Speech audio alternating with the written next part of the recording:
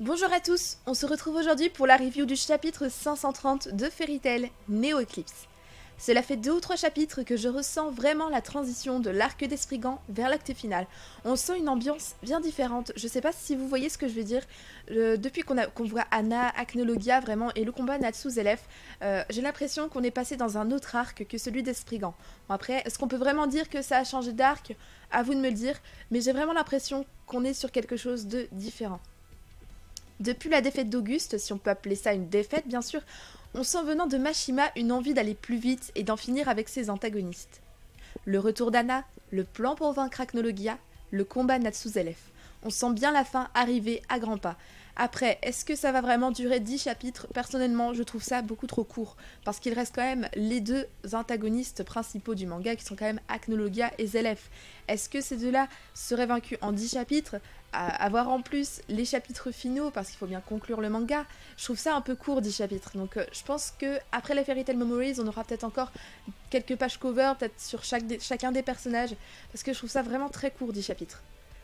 On commence ce chapitre avec une page cover habituelle, avec le 5e Fairy Tail Memories qui représente l'arc Phantom Lord. On peut apercevoir la lettre O sur le fameux sceau qui avait servi de gag sur une scène entre Lucy et José. Pour l'instant, impossible de former de nouveaux mots, il faudra attendre les prochaines covers pour avoir plus d'indices.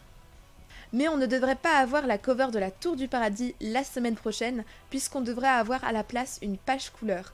Et si on se réfère au chapitre 527 où Mashima avait déjà fait une page couleur, il n'y avait pas de Fairy Tail Memories. Mis à part ces détails, j'ai trouvé ce chapitre bien plus riche que le précédent. Nous avons eu des révélations sur les Artfilia et les véritables dessins de Zelef. Ce chapitre 530 s'ouvre sur la scène d'ouverture de la porte en l'an 77. C'est à ce moment que les Dragon Slayers se sont retrouvés séparés d'Anna, puisqu'ils se sont métamorphosés en étoiles filantes et se sont dispersés sur le continent. Donc ça reste très cohérent.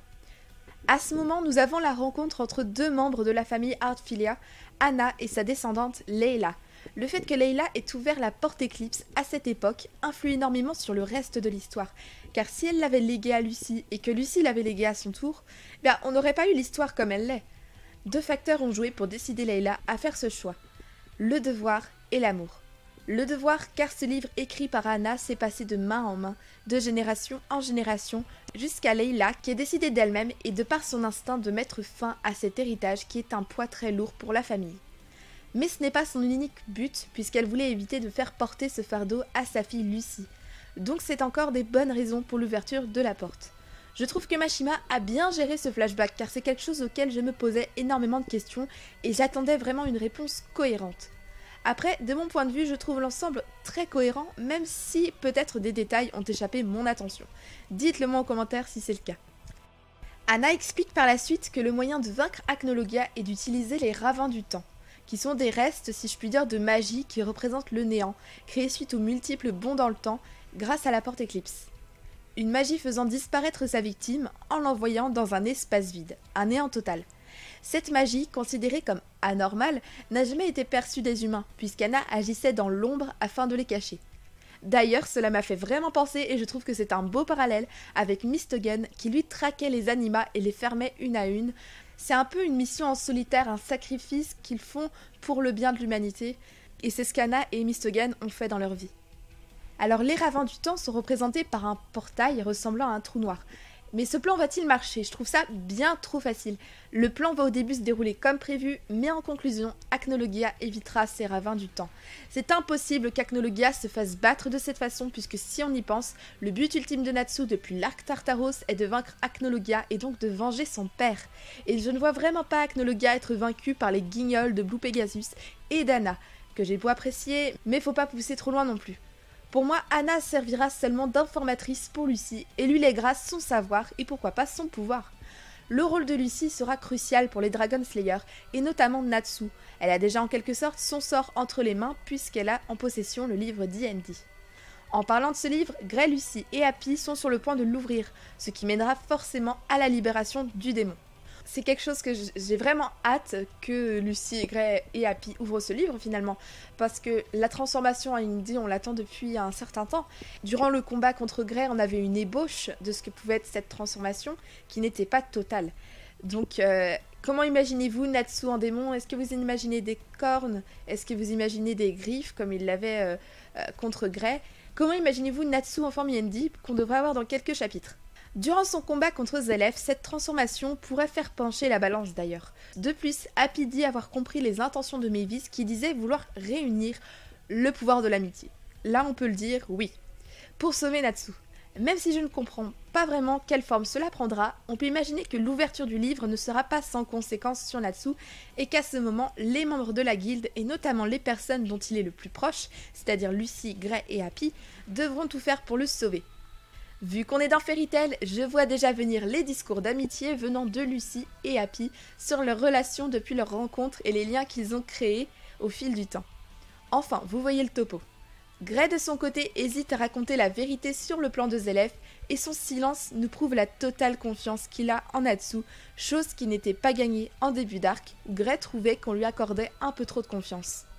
Du côté de la guilde, le grand frère révèle à son petit frère son véritable plan qui est de réinitialiser le temps en quelque sorte, de le faire revenir à l'époque où il n'était pas encore maudit et où il pourrait mener une vie simple et paisible, et ce grâce à Neo Eclipse, mais également grâce à la puissance de Mavis. Il souhaite revenir à l'époque où ses parents et Natsu étaient encore en vie. Pense-t-il pouvoir altérer ce qui s'est passé et éviter une nouvelle fois la mort de sa famille causée par ce dragon? Et est-ce qu'il espère en plus pouvoir tuer Acnologia? Comment compte-t-il changer ce destin? Puisque s'il réinitialise tout, il devrait perdre sa mémoire logiquement, et donc ne pas avoir accès à cette information qui fera partie de son futur. Enfin, je sais pas si vous me suivez, on part un petit peu loin. Et comme le dit Natsu, qu'adviendra-t-il du monde actuel? Car si le Zelef qu'on connaît n'a jamais existé, cela aura un impact sur beaucoup de choses. Pas de Dragon Slayer, donc Lucy ne rentre pas à Fairy Tail. Pas de Tour du Paradis, puisque la secte qui veut ressusciter Zelef n'existe pas, ce qui amène à une vie paisible de tous les esclaves, donc pas de guilde Ration 6, pas de rencontre Erza Jelal, pas de Porte Eclipse, pas de guilde Tartaros. Bref, on pourrait aller loin, mais cela montre que Zelef est vraiment la base du manga et que sans sa malédiction, les choses auraient été complètement différentes. Ce chapitre 530 nous aura donc donné beaucoup d'informations sur son réel but. Mais est-ce que le seul moyen de vaincre pour de bon Acnologia est de réaliser le rêve de Zelef? Car dans les deux cas, cela n'engendrera que de la peine. Soit Zelef réussit son plan et altère tout ce qui existe, soit il ne réussit pas mais la seule manière de vaincre Acnologia sera anéantie.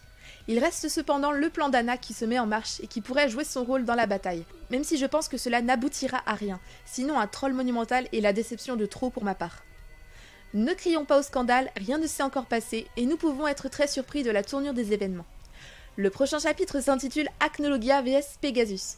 Bon, je suis pas forcément hypée car à Pegasus, à part Hibiki, ils sont pas vraiment crédibles, mais je sens bien la course-poursuite avec Acno qui se rapproche dangereusement du vaisseau.